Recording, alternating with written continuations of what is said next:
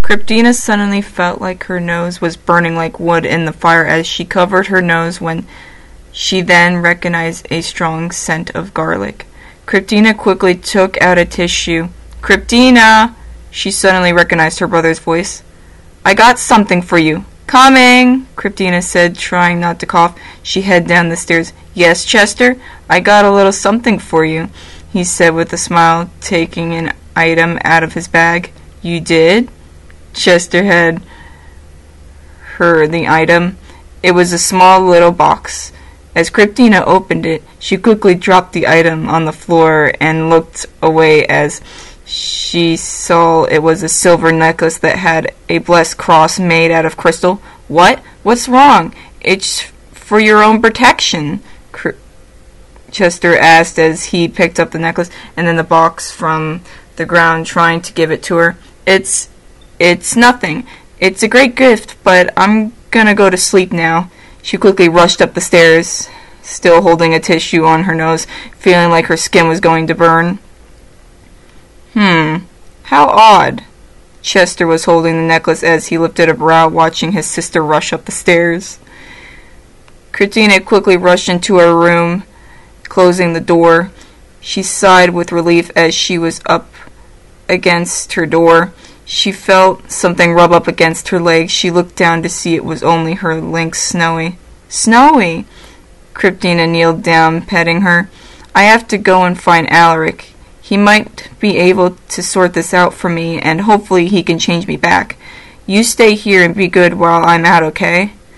Snowy meowed, rubbing her body up against her legs until suddenly, like a flash of lightning, she was gone.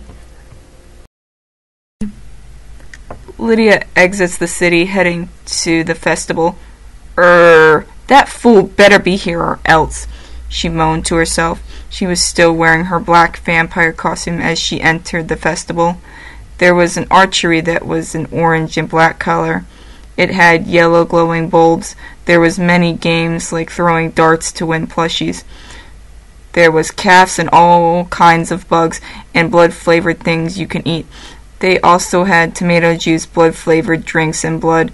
They even had blood-flavored and blood-flavored cotton candy. Lydia entered a tent and sat on a bench, waiting for her mysterious stranger to appear. The tent was white. There was the floor and the walls were made out of wood, along with the stage. There was a microphone at the corner. There was a bar that was filled with bottles with blood inside of it. Lydia sighed, resting her hand on her chin. "Where is he?" she said with a yawn. Just then, the lights turned off, and Lydia narrowed her eyes as if she was going to be attacked by zombies. Then all of a sudden, she felt someone cover her eyes. Then the lights turned back on, and she quickly takes their hands off, and she looks to see that strange Klaus was hanging upside down. He was holding a red rose in his mouth. He takes the rose out of his mouth. "I got this for you, my little honey bat." He gives her the rose as he smirked. Thanks." Lydia took the rose, feeling uncomfortable. Who and what is this weirdo? Most people fear her, so why didn't he? "So what do you want to talk about?" Lydia lifted a brow, getting up from her seat. Just then, Klaus's shadow appeared and grabbed Lydia by her hands and pulled her towards him. Klaus grabbed her by the hands. He then began to twirl her around. "From this moment you first seen us, did you ever in your life think you'd be standing here with me?" Klaus held her and he leans in over her as Lydia pointed her leg out. "With this thing we have between us." He twirls her around again as Lydia pointed her leg up in the air. "I could tell that it was fate and that it was always meant to be." He twirls her around again and he leans towards her with a smirk. "Yes, you and I were meant for glory." Klaus's shadow appears playing the piano as Klaus leans in towards Lydia, stepping towards her as she backs up. and something greater than this drag little world that we see. He rests up his hand, making a sad face for a second. You and I would have this date. Klaus grabs her by the hands and twirls her around. A date with destiny. He leans towards her with a smirk. He was about to kiss her, but before he could, Lydia pushes him away with her hand. I can't believe you think I'd buy that. Come on, I heard this all before. Lydia turned away from him, crossing her arms, closing her eyes for a second. It's just a line. I'm not naive. Lydia turns towards Klaus. I really can't believe you think I'd buy that. She narrows her eyes at him and makes fists. I gotta say, you must be nuts to think that's something I believe. You lay it on there kinda heavy. She points at his nose. With all this talk of something special, so what could it be?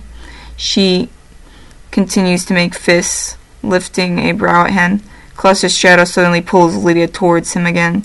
Just then he leans in towards her as if he was going to kiss her again. What if I say, I know a way? He quickly leans and twirls her around again and leans towards her with a smirk. To immortality. He smirks at her as if he was evil. Really? Lydia lifted a brow. As they were still holding hands. You and I could live forever. Klaus continues twirling her around. You mean our lives will never end? Lydia looks at him with shock as she follows his lead.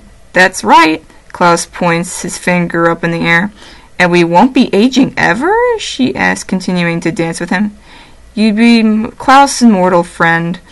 He leans towards her with a smile, showing his fangs. For real? Lydia lifts a brow. That's the deal. He points his finger up in the air.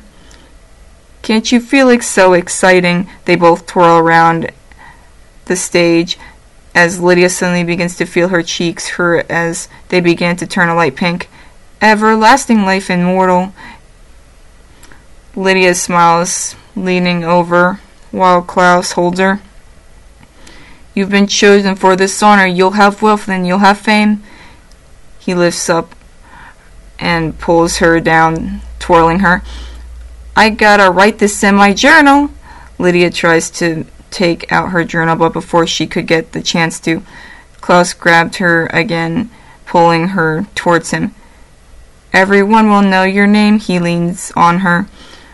Will I stay cute? She asks, resting her hands on her face as if she was scared. Absolute. Klaus points his finger up in the air as his other hand rested on his coat. We'll be going down in history. We'll be known throughout the world. They both held hands, stepping alongside one another. Eternity for you and me. They held hands, looking deeply into each other's eyes. Let's live forever and ever, yes, never to sever. Together forever will be you and me. They smiled towards one another as their cheeks began to turn a light pink. Oh wait, I gotta go and get some snacks. I'll be right back. She exits the tent. Oh, but wait, I didn't even get your...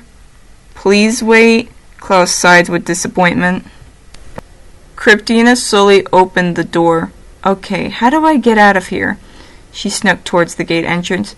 She noticed there was 2 guards guarding the gate. She was just about to enter towards the gate, but before she could, she heard her friends call her from a distance. Hey, Kryptina! Kryptina turned to see it was only her friend Anastasia, still dressed in her witch costume. Are you okay? You look so pale, and there's dark circles under your eyes. She lifted her finger towards her own mouth. I'm fine, she said with a smirk, looking at her poor friend Harold, who was still trapped in that pillory. Well, that's great. I gotta go and pick up some cookies because Harold is crying and whining for them. She giggled. See you later. Anastasia enters the cookie shop. Kryptina watched her friend leave until she suddenly began to feel thirsty and turned towards her friend Harold with a wicked smirk. She slowly snuck towards him, beginning to lick her fangs. She hissed with joy, and she was just about to sink her fangs into his neck, but before she could get the chance to, Harold turned to her. Oh, wow! What a lovely costume you have there. It's even better than your ghost one, he said with a smile. Kryptina suddenly felt at ease again. Huh? What? She looked back and forth. What is he talking about? She was wearing her ghost costume unless he was talking about someone else. Your costume, Kryptina. It's so beautiful. You look just like a real vampire, but I must warn you about Lydia. Harold leans towards her. I think she's a real vampire. He looks around, seeing if Lydia was around. Oh, really? Kryptina smirks again as she suddenly looked down at his neck area. They're one of those creatures that are cursed to stay indoors during the day with some wicked magic. Hey, do you think you could get me some cookies? I think that mean Anastasia went to the cookie shop and ate all my cookies and didn't even save me any of them. He frowns, lowering his head with sadness. Yes, of course, Kryptina smirked, holding her hands together. Kryptina then rests her hands. A midnight bite will be a real delight, she smirked. She licks her fangs as she stared at his neck area again, and she hissed as she was about to sink her fangs into his neck until that moment suddenly ended when she heard yelling from a distance. Then Kryptina suddenly noticed Danny and his friends playing vampire hunters in the alley. Danny was standing on top of the cage. His friends circled it, with one of his friends was inside of the wooden cage. She then left Harold behind, trying to figure out how to get out of the city. Kryptina turned to see a flag with Abraham Van Helsing on it. Kryptina snuck towards the flag and took it down. She quickly threw the flag across the street, causing it to land on top of Danny and his friends. Danny and his friends took the flag off. Hey, look! Down with the Lord Protector! Danny smirked, holding the flag. Hey! One of the guards cries. Come here, you! He and his friends took the flag and ran across the street with it while the guards chased after them. Kryptina took out her torch and she snuck out of the city, taking a torch, lighting it up, and she began running towards the forest, feeling like she was as fast as light until she suddenly felt herself changing. She suddenly noticed she was flying in the air. Whoa! She wobbled, trying to control herself. She could hear the sounds of crickets and owls in the forest. Kryptina could suddenly smell all kinds of scents. One was from a buck leaping through the forest. It was a frail scent, so it was only from this morning. Another was a fresh scent of an owl flying through the forest, catching a mouse only 1 minute ago. A different scent was from a rabbit hopping around. It was around about 3 hours ago. She could then suddenly smell a fresh scent of a vampire. It must have been her friend Alaric. It was fresh. It seems he was just here. She kept on flying until she suddenly flew into a tree branch and fell onto the grass, causing her to transform back into herself. Kryptina looked around, seeing she was at the same area where she first met Alaric. It was that clear area that didn't have any trees. She then suddenly noticed Alaric standing on the other side of the clearing. He quickly turned away and transformed into a bat, flying away. Alaric! She cried, quickly getting up, and she transformed into a bat again. Kryptina chased after him, flying through the forest and entering the same vines that led to the vampire school. She exited the vines, flying right up towards the castle. She saw other bats flying around. She kept on flying towards the castle until she flew right into one of the bats, causing them both to fall into the castle's window. She and the other bat transferred back into their cells. Kryptina saw it was Alaric, looking at her with anger. He hissed. Alaric? She looked up at him. Kryptina? Alaric said with shock. Then all of a sudden, 3 more bats showed up, transforming into their cells. One of them was dressed in black and red. The other was dressed in a black gown, while the other was dressed in a green robe with light green stripes around the collar. Kryptina recognized 2 of them. The vampire dressed in black and red was the one who threatened her 2 nights ago on her first hunt. His wound on his shoulder was gone. It must have healed. She remembered what he said. You better leave now before you get hurt. The other one, dressed in a green robe, was also there that one night, hissing at her. She recognized the wolf pup, Orthos. He had glowing red eyes and fangs now. He sat down, wagging his tail at her. Alaric got off of her. Something's happened to me. Kryptina backed up, feeling worried with a fright. I can see that. Alaric stepped towards her to get a closer look. Wait a minute. Aren't you that girl we scared 2 nights ago? The vampire dressed in black and red said, lifting a brow, and he stepped towards her and sniffed her. Wait, why it is you! But how can that be? I don't remember ever sinking my fangs into you. His eyes widened with shock. He turns to the vampire dressed in a green robe. Henderson? Same here. Well, I didn't do it, he said, lifting up his hands for a second. Thorn? Thorn looked at them with her arms crossed, shaking her head no. I don't even go that far out of our territory. Oh, it was me, Alaric said, turning away with a hunch. Wait, you bit her? The vampire dressed in black and red said with a smirk. Oh, wow, Alaric! I'm so proud of you, and I didn't think you were ready yet. He rubbed his hands together with a smirk. Ooh, Alaric, you are in so much trouble, Duke and Henderson teased, pointing at him. Enough, Duke. Thorn stepped in between them. Thorn turned to Alaric with curiosity. Alaric, how did this happen? Alaric sat down, continuing to slouch over.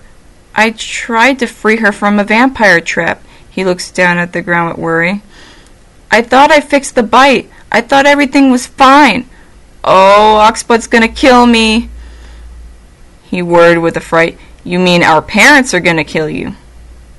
Thorn laid down the bench, resting her hand on her face. Well, my brother will kill me. Kryptina rested her hands on her chest. Ha! Well, being a vampire is better than being a puny, weak human, Duke said with a laugh, drinking a glass of tomato juice. He leaped onto the ceiling. Lady Kryptina, good hunter. That will make a perfect vampire name. Alec pressed his hands on her shoulder with joy. Now I see you like this. Fantastic! He rested his hands and leaned on her shoulder. He proudly walked towards the window, smiling with joy, closing his eyes for a few seconds. It's fantastic? I'm a vampire! Kryptina stomped her foot on the ground as she narrowed her eyes. I know. Oxblood and my parents said this would be bad. Alaric sat down on the bench, like never to bite anyone. Well, it is bad. What about the daylight? I will get killed if anyone finds out, and I almost bit one of my friends today. Don't worry about that. You can sleep during the day and run free through the night. Alaric turned to her with a smile on his face. They say when things like this happens to a human turned into a vampire, they just need blood. Normally only the adult vampires get to drink this stuff, but because this is your first time, you'll need it.